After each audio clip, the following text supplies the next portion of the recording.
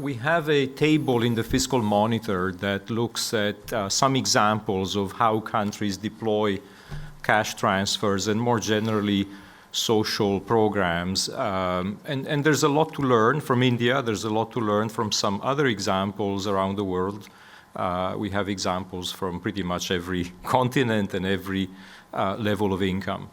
And if I look at the case of India, it is actually quite impressive. In fact, just because of the sheer size of the country, it's a logistical marvel how these programs that seek to help people who are at low income levels reach literally hundreds of millions of people.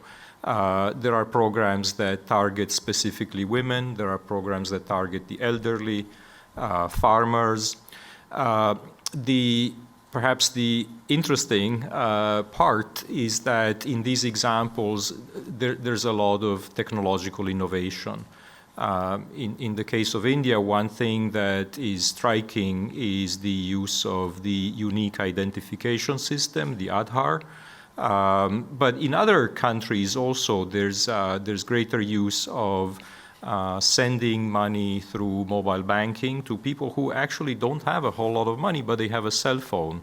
And so being somewhat innovative in identifying people, in processing their applications for transfers through digital means, deploying funds through, again, mobile banking, this is something that countries can learn from each other. And we try also here to be a little bit of a convening place where people can compare these types of experiences. Let me add two very quick remarks. We have in FAD a very ambitious program of application of new technologies and digitalization to public administration. We call that GovTech.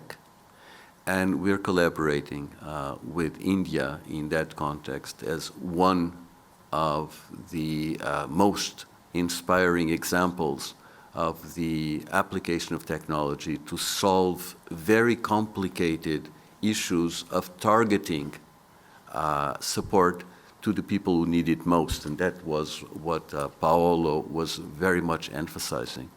But I think it's interesting to refer to this GovTech aspect also in the context of our engagement with Africa.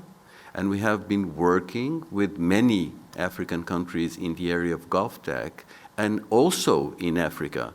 There are very many examples of innovation which is relevant and inspiring as well.